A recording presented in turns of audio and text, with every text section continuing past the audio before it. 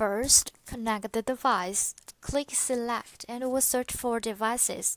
Long press the power button of the mini key tool and you can see the serial number on the screen, which means it has been turned on.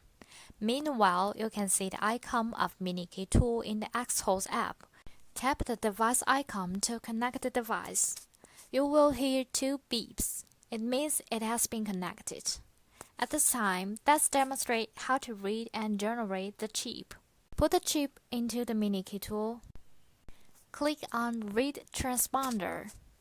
Okay, now the chip is recognized. Then click on Generate Transponder. Choose a chip type to be generated. For example, generate ID46 chip. Soon, the chip is generated successfully. Go back to click on Read Transponder to read this chip. It is already the 46 chip that is generated just now. Start to generate wireless remote. This is wireless remote. Put it into keyhole of the mini key tool. Then select the car model you want to generate. I have smart car, so I will generate smart remote.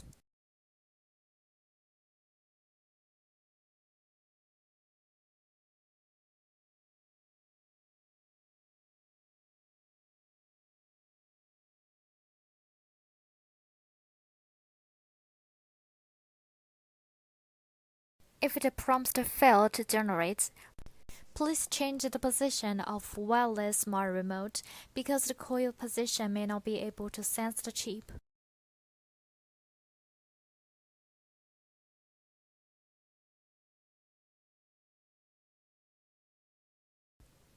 Okay, generation succeed.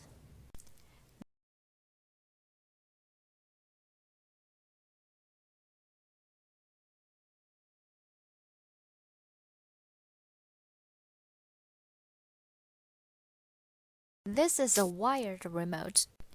Just remove this cover and you will see that there is a chip interface which can be connected to this remote programming cable.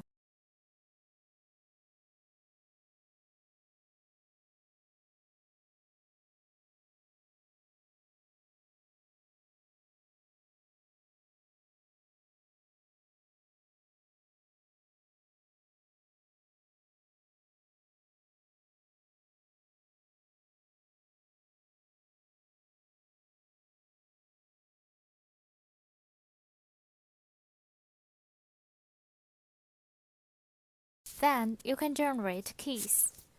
Select the model you want to generate. Click Generate after generation is complete. Click OK.